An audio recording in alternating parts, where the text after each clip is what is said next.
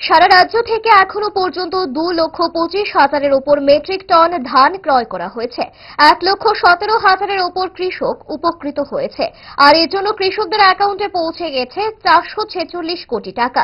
এবারের মরশুমে 30,000 এমটি ধান ক্রয় করা হবে প্রতি কেজি 23 টাকা দরে। সেই লক্ষ্যমাত্রা রাখা হয়েছে বললেন খাদ্যমন্ত্রী সুশান্ত চৌধুরী। মঙ্গলবার জিরানিয়া মাধববাড়ি স্থিত আন্তঃরাজ্য ট্রাক টার্মিনাসে এফসিআই এর উদ্যোগে জিরানিয়া মহকুমার কৃষকদের কাছ থেকে ন্যূনতম সহায়ক মূল্যে ধান ক্রয় করার আনুষ্ঠানিক সূচনা করে তিনি বক্তব্য রাখছিলেন। তিনি আরো বলেন, আগে কৃষকদের কাছ থেকে ধান ক্রয় করা হতো না, তাদের রাজনৈতিক ভোট ব্যাংক হিসেবে ব্যবহার করা হতো। কেন্দ্রকে ধান ক্রয় করতে হবে বলে বাজার গরম করা হতো, গোয়ে বলসীয় কায়দায় প্রচার করা হতো। আপনার অর্থনৈতিক বুনিয়াদ শক্তিশালী হোক, এটা তারা চায় না। 11 থেকে 12 লক্ষ এমটি ধান আমাদের উৎপন্ন হয়। এর থেকে চাল উৎপন্ন হয় 7 লক্ষ এমটি,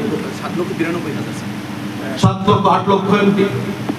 ধান থেকে চাল কনভার্ট হয়, কারণ ধান যেটা আসে তার থেকে চালে পরিণত হয়, চালটা একটু কম থাকবে।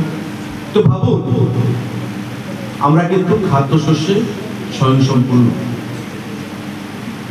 প্রতিটা ক্ষেত্রে এটার কারণ কি? তার কারণ হচ্ছে আমার কৃষক ভাইয়েরা। আগে কি ছিল? একবার ফসল উৎপন্ন হতো,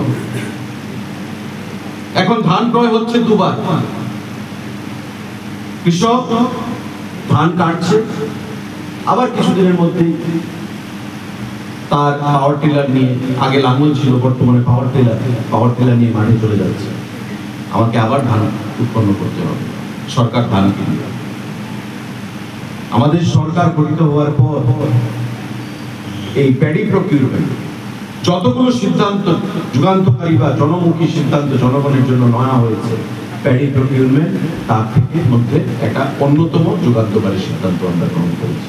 ফাস্ট ফুড তো ফাস্ট লাইফের একটা পার্ট, সো প্রবলেম তো হবে, বাট আমার সলিউশন তারা 5 দশক ধরে গ্যাস, অম্বল ও পেটের সমস্যা একমাত্র সমাধান গ্যাস নল।